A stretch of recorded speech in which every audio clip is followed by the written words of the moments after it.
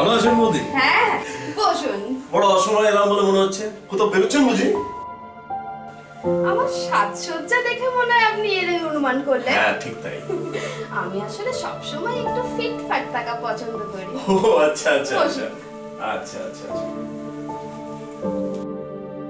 সুব্রতা কোথায়? ওপরে আছে। ও আচ্ছা আচ্ছা। চা খাবেন না শরবত?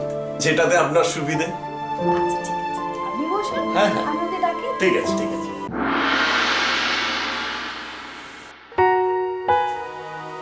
আরে জয়ন্ত ভাই আছে? বসো বসো। কেমন আছে? হ্যাঁ ভালো। তারপর দুর্গাপুরে কি মনে করে? নিশ্চয়ই ইনভেস্টিগেশন।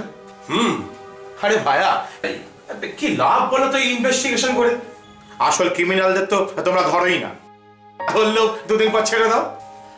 সে তো আমাদের সিস্টেমের দোষ। হ্যাঁ ভাইয়া, সারা দেশটা একেবারে রসাতলে গেল। খুন, জখম, রাহাজানি, ধর্ষণ, মানুষের চেহারায় একেবারে পশুর মতো আচরণ।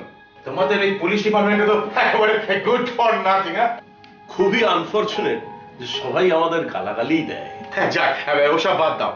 তা কদিন আছো এখানে? যে কাজে এসেছি সেটা মোটামুটি হয়ে গেছে। আমি কাল সকালেই ফিরছি। তাই নাকি? ভাই, মলি আর তোমার দাদার খবর কি? ভালো আছে।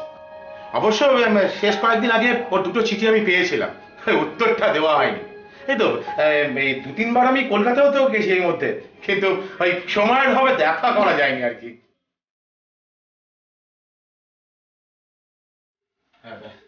এখানে রাখো। আস্তে আস্তে, চোখে দেখতে পাও না? জানো তো, ইনি আমার মা, মানে তোমার মলির পিসিমা। ও আচ্ছা, তাহলে তো আপনি আমারও পিসিমা। থাক থাক বাবা, দীর্ঘজীবী হও, দীর্ঘজীবী। শুধু চা আর বিস্কুট, মিষ্টি দাওনি? কালকেই তো অতগুলো মিষ্টি কিনে আনলাম, সবই খেয়ে ফেলেছো। না না, আমি খাইনি, তুই বৌমাকে জিজ্ঞেস কর। বিপাশা কোথায়?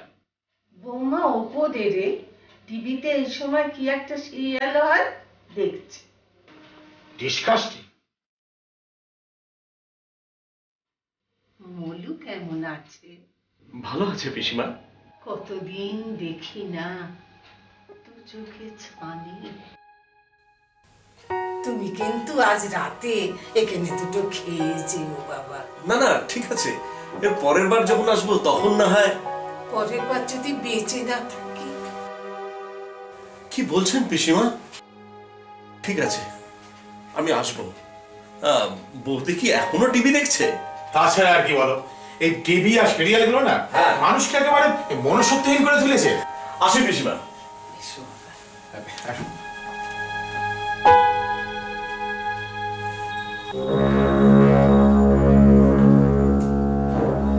আচ্ছা, এই ঝিয়ের মতো কাপড় পরে তোমার লোকের সামনে আসতে লজ্জা করে না? আমার যে দুটো কাপড়ই ছেঁড়া বাবা। বাজে কথা রাখো, ভাবিস। যাও এগুলো সিঙ্কে ধুয়ে ফেলো, আর শোনো, যেন ওগুলো ভেঙে না যায়।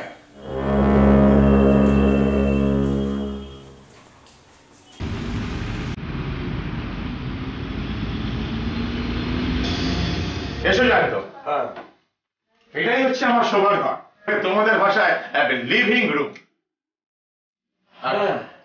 এদিকে এসো, এই দেখো, এদিকে একটা আর ওদিকে একটা, দুটো spacious bathroom with modern fittings and bathtub. আর এটা হচ্ছে আমার দক্ষিণের বারান্দা, বুঝলেন?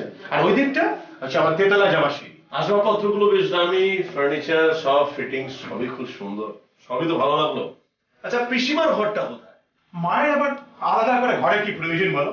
ওই সিঁড়ির তলায় বিছানা, খাট, ঠাকুর বাসন নিয়ে আর কি মায়ের সংসার। সিঁড়ি দিয়ে উঠবার সময় তো ওখানে কোনো চৌকি বা খাট তো কিছু দেখলাম না। চৌকি রাখাতে বিপাশার একটু আপত্তি, তাই উনি ওই মাটিতেই বিছানা করে দেন। তা মলিকে গিয়ে কিন্তু বলো আমার এইসব ঘর বাড়ির কথা। এত সুব্যবস্থা বলবোই, নিশ্চয়ই বলবো। হ্যাঁ আসছি, চলো যান। হ্যাঁ চলো। নাও শুরু কর। হ্যাঁ, আমি কিন্তু ওই খেতে খেতে কথা বলা একদম পছন্দ করি না। হ্যালো ভাই, কাঁটা চামচ না হাতেই খাবে? আমার সব রকম অভ্যাস আছে। আচ্ছা, as you like, no formalities. Bipasha, তুমি তো বসে পড়তে পারতে। না না, ঠিক আছে, তোমরা আগে খেয়ে নাও না। ওকে। আর একটু দিই বাবা। হ্যাঁ ঠিক আছে পিসিমা, ব্যাস ব্যাস, আর লাগবে না। মাংসটা সেদ্ধ হয়নি মনে হচ্ছে। আমি তো মানে কি এমন মার মারবো না তখন বুঝতে পারবে। সেদিকে চালা কাটে আমার ভুলে গেছে না। ও বাবা, ওকে মারতে বারণ করে বল। দেখো সেদিনের চেলা কাঠির দাগগুলো এখনো দপ দপ করছে। দেখো কোমরে বড্ড যন্ত্রণা বৌমা। ঠিক আছে মারবে না, কিন্তু আপনি বা রান্নার সময় এত অমনোযোগী থাকেন কেন? আসলে মাংসটা রাখতে আর আমার ভালো লাগে না বৌমা। ভালো লাগে না? তাহলে কি ভালো লাগে শুনি? খাবারটাই মাটি হয়ে গেল। জয়ন্ত যাক, তারপর তোমার দেখাচ্ছি আমি মজা। ঠাকুরপো কি ভাবছেন? Sorry Jayanta, I am very sorry. কি তোমার যে কিছুই খাওয়া হলো না। হ্যাঁ, দ্যাটস এনাফ। রেজিনটা কোথায়?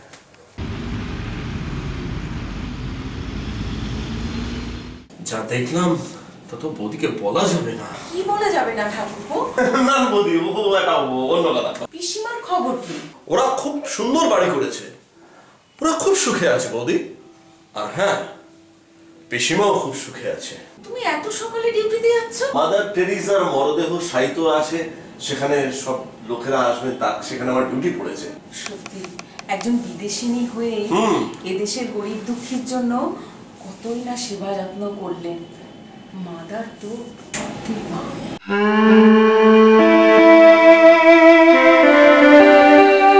আরে সুবোধদা! আরে জয়ন্ত যে, কেমন আছো ভাই? ভালো আছি। দেখো না, কাল টিভিতে খবরটা শুনেই আর নিজের সিদ্ধান্তটা নিয়ে ফেললাম। সন্তান হিসেবে তো আমার একটা দায়িত্ব আছে, কর্তব্য আছে নাকি? তাই তো সকালবেলায় হাওড়া স্টেশনে নেমে ফুলের দোকানে লাইন দিয়ে এই বড় মালাটা কিনে একবারে এখানে সাজিয়ে হলাম। মাতার যে আমাদের ছেড়ে এভাবে ইহলোক থেকে চলে যাবেন, তাকে কি আর কোনদিন পাওয়া যাবে? Great loss. তা ঠিক, কিন্তু পিসিমা বৌদি তারা কেমন আছে? তুমি চলে আসার পর থেকে অলমোস্ট শয্যাশায়ী। ও বুঝেছি। মাদার, এই মালা তুমি গলায় পরো না মাদার। এই মালাটা যে জড়িয়ে রয়েছে সুভদ্রার মতো লোকের ঘৃণা, তাচ্ছিল্য আর অত্যাচারের কান্না। যে মানুষ নিজের মাকে কষ্ট দেয়, অত্যাচার করে, জ্বালা দেয়, সেই মানুষের দেওয়া মালা তুমি গলায় পরো না মাদার।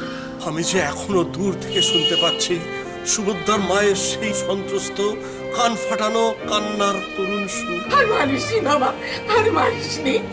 আর মাংস শক্ত থাকবে না বাবা। তোর ওই দামি খাবার আর ভাঙবো না বাবা। ও আছে কাটিসনি, বড্ড জ্বালা করছে। আছে কাটিসনি বাবা। ও শুভ, শুভ, আমি যে তোকে 10 মাস 10 দিন ধরে এই পেটে ধরেছি রে। আমি যে তোর মা।